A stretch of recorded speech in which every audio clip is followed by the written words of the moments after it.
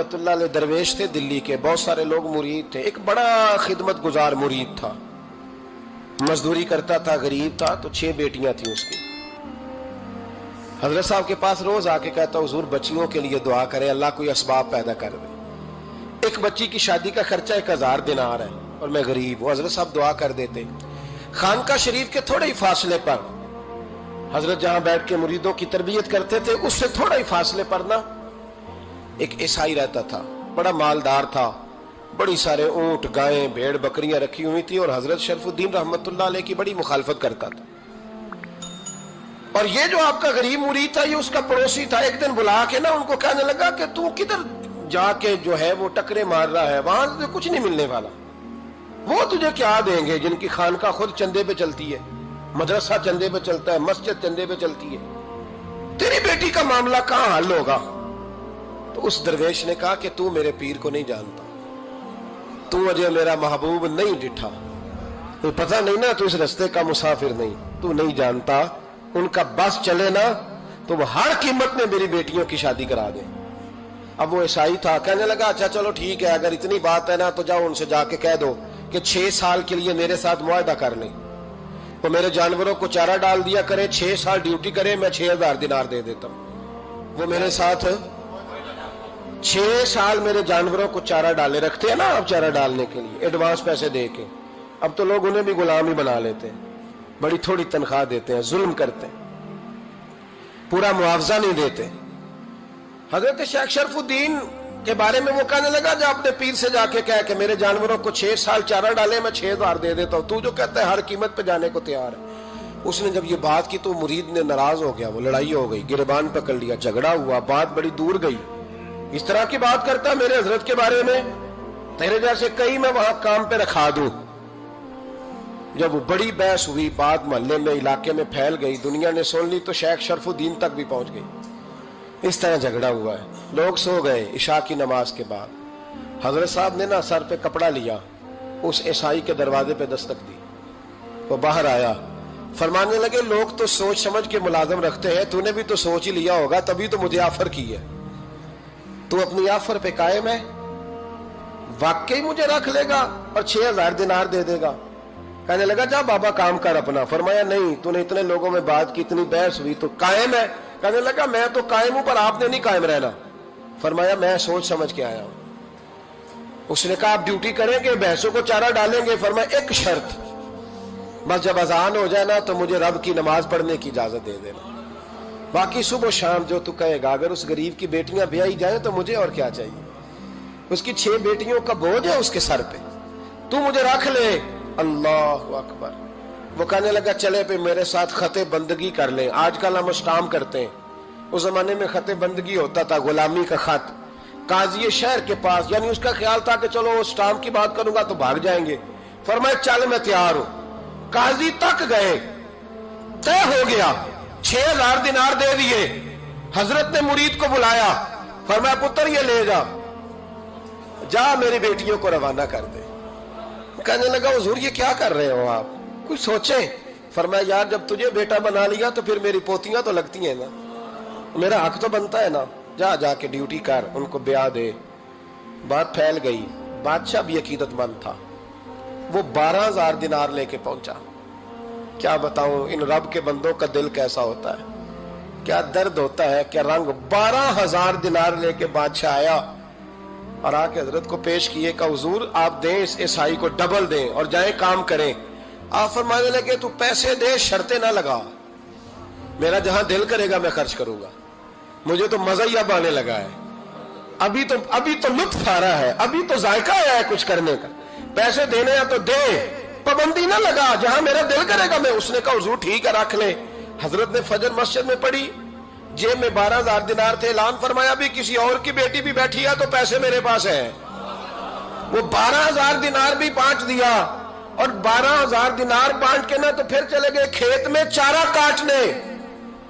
اس عیسائی کو کسی نے بتلایا کہ ان کے پاس تو 12000 آیا ہے پر تجھ سے جان نہیں چھڑائی انہوں نے، کہ وعدہ یہ ہوا تھا کہ 6 دیں گے تو جائیں گے، جب تک دیں گے نہیں تیرے گھر میں کام کریں گے۔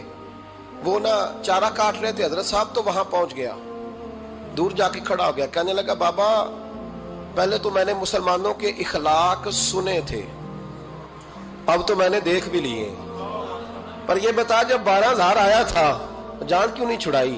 تو حضرت چارہ کاٹتے کاٹتے رو پڑے، فرمانے لگے تو نہیں نہ جانتا یہ بیٹیاں سانجی ہوتی ہیں، پتہ نہیں نا؟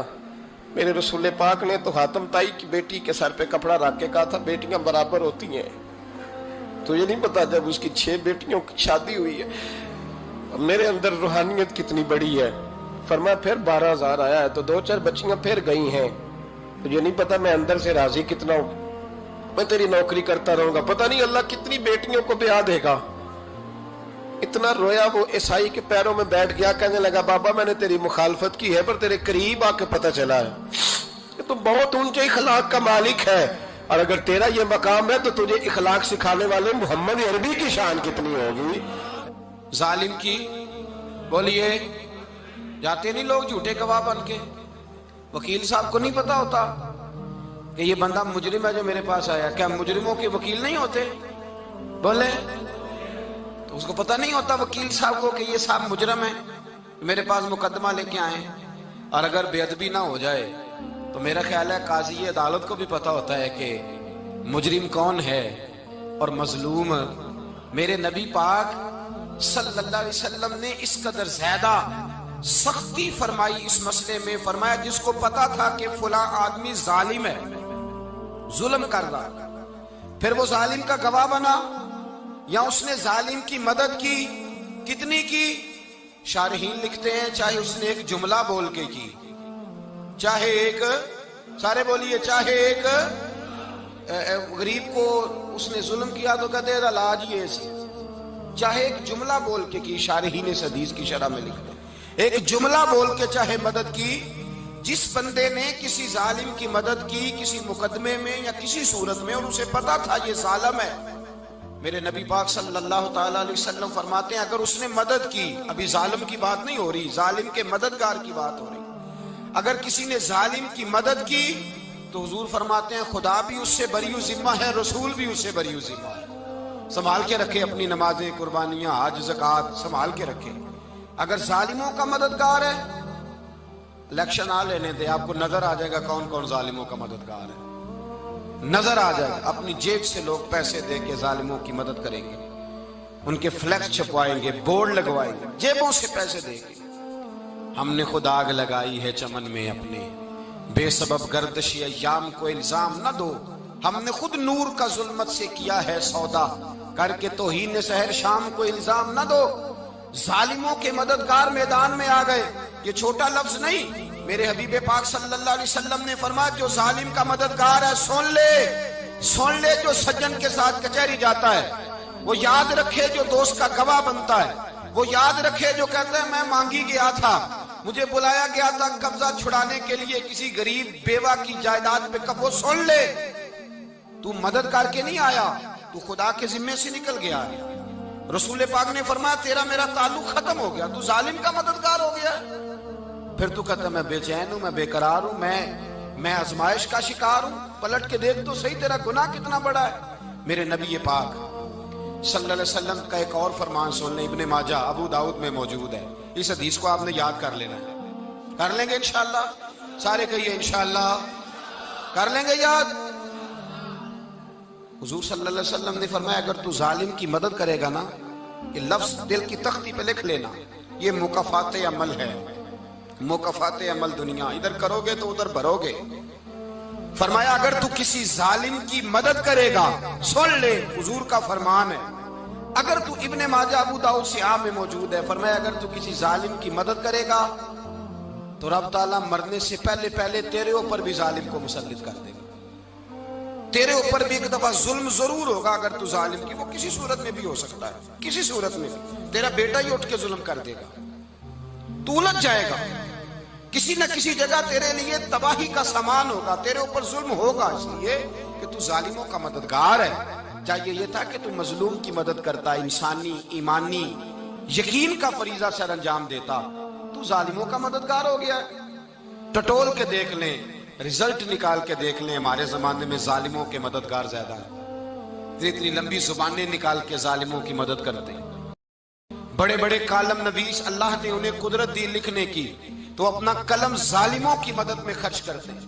وہ لوگ جن کو اللہ تبارک و تعالیٰ نے قدرت دی، ہمت دی، طاقت دی، کچھ لوگ ان کے حلقہ احباب میں، وہ اپنے لوگوں کو استعمال کر کے ظالموں کی مدد کرتے ہیں، ظالموں کی مدد کرتے ہیں۔ میرے نبی کریم سید عالم نور مجسم صلی اللہ علیہ وسلم نے فرمایا، اگر تو نے ظالم کی مدد کی تو جب تک تو توبہ نہیں کرے گا رب تجھ سے ناراض ہی رہے گا۔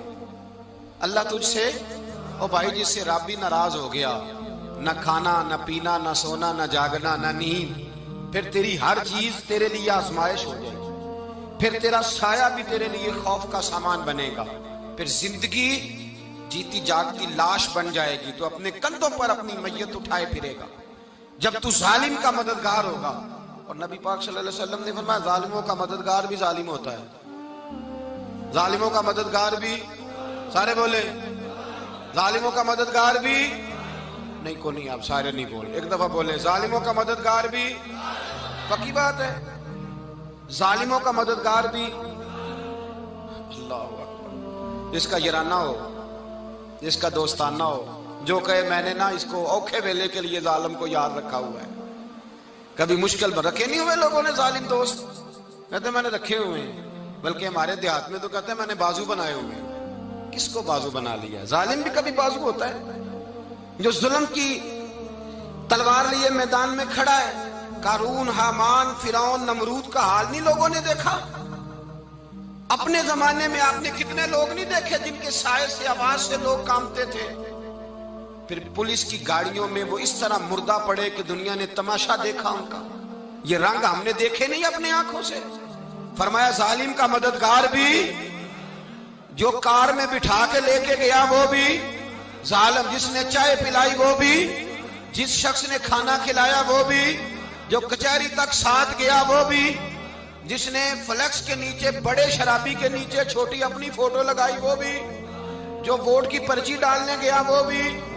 کہہ دینا باہر نکل کے کہ حضرت صاحب نے سیاسی تقریر کی ہے، کہہ دینا، پر بات تو سچی ہے نا۔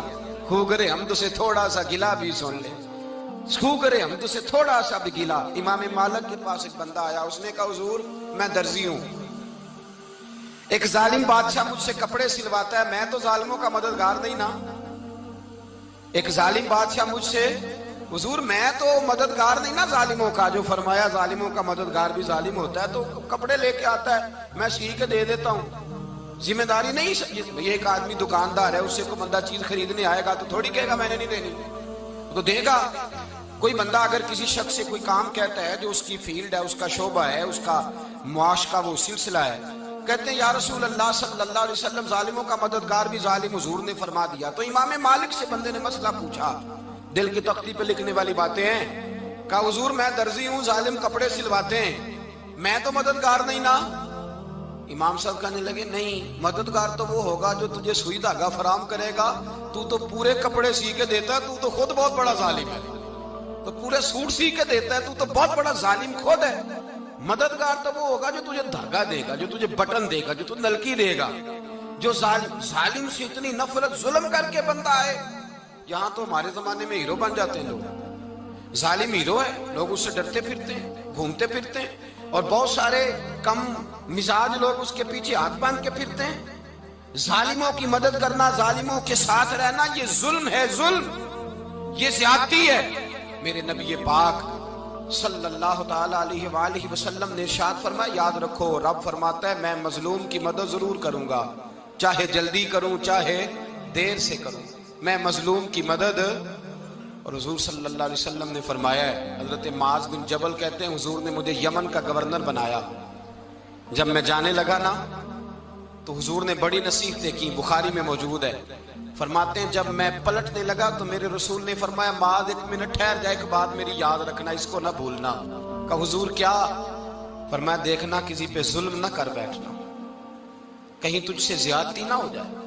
محبوبہ پھر حضور نے فرمایا سن میرے معاذ، میں تجھے گورنر بنا رہا ہوں، زیادتی نہ کر بیٹھنا۔ یا رسول اللہ صلی اللہ علیہ وسلم کیا ہوتا ہے؟ تو میرے کریم نے فرمایا جب مظلوم دعا کے لیے ہاتھ اٹھاتا ہے تو عرش کا مالک کہتا ہے فرشتوں پیچھے ہٹ جاؤ، عرش کا مالک کہتا ہے فرشتوں پیچھے ہٹ جاؤ۔